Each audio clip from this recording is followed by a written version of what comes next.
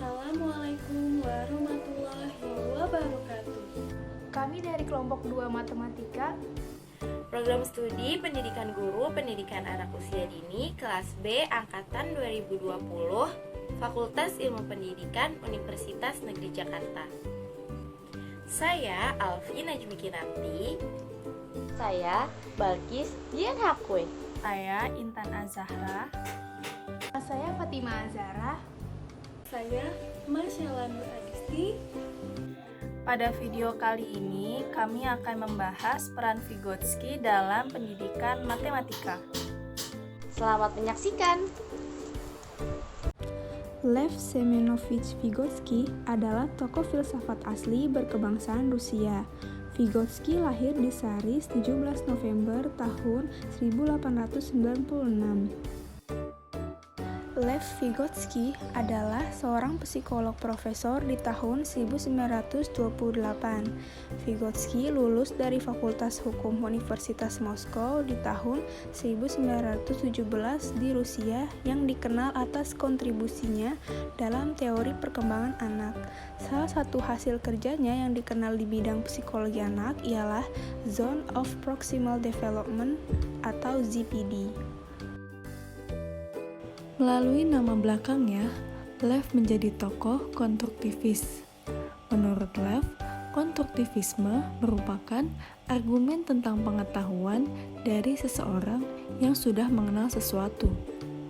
Karya-karya Vygotsky meneliti dan merumuskan prinsip yang paling penting, yang dengannya keamanan dan pematangan struktur otak yang tepat waktu adalah kondisi yang diperlukan, tetapi tidak cukup untuk pengembangan fungsi mental yang lebih tinggi. Pemikiran Lev Semenovich Vygotsky yang paling terkenal adalah tulisannya tentang teori Vygotsky.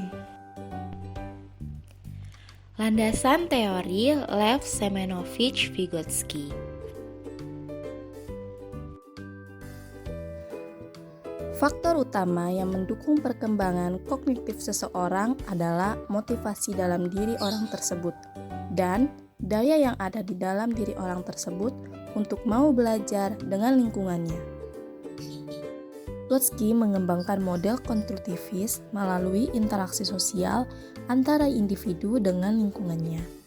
Proses belajar akan berjalan secara efektif apabila dilakukan secara kooperatif dengan guru atau orang dewasa yang mendukung.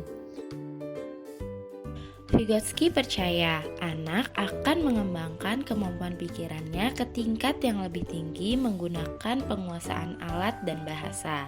Matematika termasuk ke dalam alat dan bahasa tersebut. Anak-anak menggunakan bahasa bukan hanya untuk komunikasi sosial saja, melainkan untuk pemecahan masalah. Contohnya dalam lingkup matematika, anak-anak sering berdialog dengan orang-orang di sekitarnya dengan menanyakan jumlah benda yang ada di sekitarnya, atau jam berapa sekarang, dan lain-lain. Alat dan bahasa matematika tersebut tentunya akan dipengaruhi oleh latar belakang sosial budaya. Penerapan teori Lev Semenovich Vygotsky dalam pembelajaran matematika. Pentingnya interaksi sosial dalam pembelajaran matematika adalah untuk membangun pengetahuan sendiri yang diperoleh dari guru.